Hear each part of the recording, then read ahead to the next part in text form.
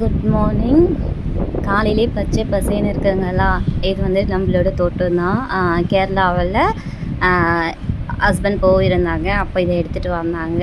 எப்படி இருக்குது சொல்லுங்கள். இப்போ வந்துட்டு ஒன்றும் கிடையாது, வெறும் இந்த புல் இந்த மாதிரி தான் இருக்குது. முன்னாடிலாம் விவசாயம் பண்ணிட்டு இருந்தாங்க போல இருக்குது எங்கள் மாமியாரோட அம்மா காலத்தில். இப்போ வந்துட்டு யாரும் பண்ணுறது கிடையாது. சண்டே ஸ்பெஷல் வீட்டில் இட்லி போட்டிருக்கேன். ரொம்ப நாள் கழித்து எப்போ பாரு சப்பாத்தி பூரி போட்டு போட்டு எனக்கு போர் அடிச்சிருச்சுங்களா, அதனால் நான் இட்லி செஞ்சுட்டேன். ஹஸ்பண்ட் வந்து கேட்டாங்க சப்பாத்தி பூரி, நீங்கள் ஆர்டர் போட்டுக்கோங்க, நாங்கள் இது தான் செய்வேன்னு சொல்லிவிட்டு எனக்கு போர் அடிச்சிருச்சு. அதனால் நான் இட்லி செஞ்சுட்டேன். அப்புறம் ஹஸ்பண்டுக்கு வேறு வழி கிடையாது, நான் வாய்ப்பு தரல, அதனால் அவரும் இட்லி தான் சாப்பிட்டாங்க. இட்லி சாம்பார் வடை. இன்றைக்கி இதுதான் காலையில் ஸ்பெஷல் மெனு போட்டிருக்கேன். நான் சண்டே நான்வெஜ் வந்து எடுக்கலை, இனிமேல் தான் அதை பிளான் பண்ணணும். இங்கே சாம்பார் வச்சுருக்கேன், விசில் வர்றதுக்காக வெயிட்டிங். இட்லிலாம் எடுத்து வெளியில் வச்சுட்டேன், அது ஆவி பறக்க இருக்குது, ஆறட்டும். விசில் வருமானு வெயிட் பண்ணிகிட்டு இருக்கேன். டீ போட்டு அப்படியே இறக்கி வச்சுட்டேன். அதுக்குள்ளே பசங்க எனக்கு ஒரு வேலை கொடுத்துட்டாங்க, அதை போய் பார்த்துட்டு வந்தேன். இனிமேல் தான் வடிகட்டி ஊற்றணும். அவ்வளோதான், ஊற்றிட்டேன். நான் டீ என்னவோ முன்னாடி போட்டுறேன், ஆனால் அதை சாப்பிடும்போது தான் குடிக்கிறோம். அதுக்கு எதுக்கு முன்னாடி போடுறேன்னு தெரியல. நானும்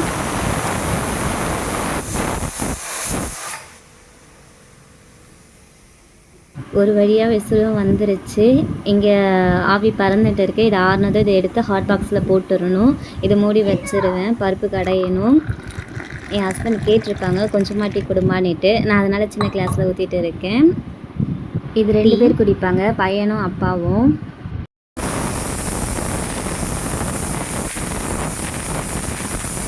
சாம்பார் ரெடி ஆகிடுச்சு, பசங்களுக்கும் போய் கொடுத்துட்டு வந்துட்டேன். அதனால தான் எடுக்கலை, ஏன்னா அவங்களுக்கு பிரேக்ஃபாஸ்ட் கொடுத்துடணும் இல்லையா இயர்லி. அதனால் இது வந்துட்டு இட்லி சாம்பார், புளியெலாம் போடலை. அதனால் என் ஹஸ்பண்டுக்கு இந்த சாம்பார் ரொம்ப பிடிக்கும், என் மாமியாரங்களுக்கும் பிடிக்கும். இது வைக்கும்போது எங்கள் சுருதி மேமாவை நினச்சிக்கிட்டேன் நான். வடை நேற்று கிளைமேட் நல்லா இருந்துச்சுங்களா, அதனால் வடைக்கு கொஞ்சம் போட்டிருந்தேன், அதனோட மாவு இன்றைக்கி எடுத்திருக்கேன் நான். பாப்பாவுக்கு கொஞ்சம் வந்துட்டு பருப்பு எடுத்து வச்சுட்டேன், மதியத்துக்கு கொடுக்கலாம் நெய் ஊற்றி அப்படி சொல்லிட்டு. இட்லி நானும் ஹஸ்பண்ட் மட்டும்தான், அதனால் பசங்களுக்கு கொடுத்துட்டேன். மீதி இவ்வளோ தான் இருக்குது, கொஞ்சமாக தான் செஞ்சேன் நான், அளவாக தான் செய்கிறது. இப்போ தான் ஸ்டார்ட் பண்ணியிருக்கேன், வடை போட்டுட்டு இருக்கேன். பசங்களும் கூட வந்துட்டு கொஞ்சம் ஹெல்ப்பெல்லாம் பண்ணுறாங்க எனக்கு. ஹாலிடே விட்டுட்டாங்களா பசங்களுக்கு, ரெண்டும் அடிச்சுக்கிட்டு இருக்காங்க, என்ன தான் பண்ணுறதுன்னு தெரியல. நான்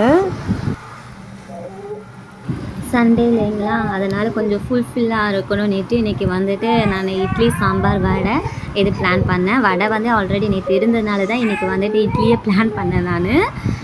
கூடவே கார சட்னியும் இருந்துச்சு, இட்லி பொடி இருந்துச்சு, தேங்காய் சட்னி அரைச்சேன், அதை நான் எடுக்கவே இல்லை.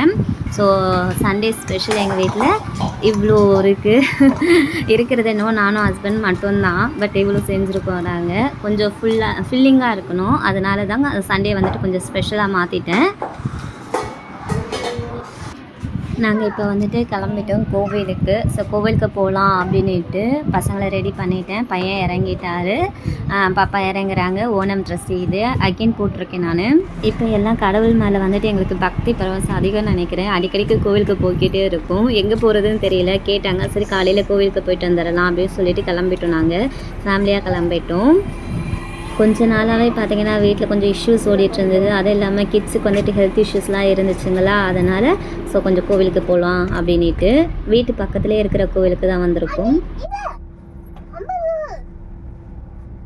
கோவில் வந்துருச்சுங்களா, வெளியில் வந்தாவே பசங்களுக்கெல்லாம் ஒரே ஹாப்பினஸ் தான்.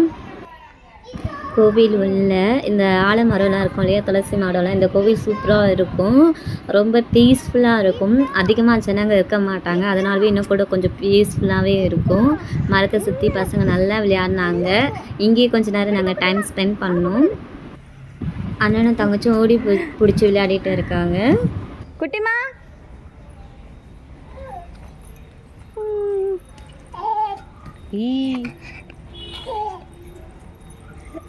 விநாயகர் கோவில் வீட்டு பக்கத்துலேயே இருக்குது, ஜஸ்ட் 5 நிமிஷம்தான். எந்த விசேஷமாக இருந்தாலும் பக்கத்தில் இங்கே நாங்கள் வந்துடும், கிட்ஸ் இருக்கிறதுனால. அது இல்லாமல் என்னோடய ஸ்கூட்டி, ஹஸ்பண்டோட பைக்கெல்லாம் வாங்கணும் பார்த்தீங்களா, எல்லாமே இங்கே வந்து தான் நாங்கள் பூஜைலாம் போட்டோம். காரு கூட இங்கே தான் பூஜை போட்டோம். ரோடு பாருங்கள் எவ்வளோ காமாக இருக்குது, காலையில் டைம் இல்லையா, இன்றைக்கி ஹாலிடே வேறு, ஸோ ரொம்ப காமாக இருக்குது.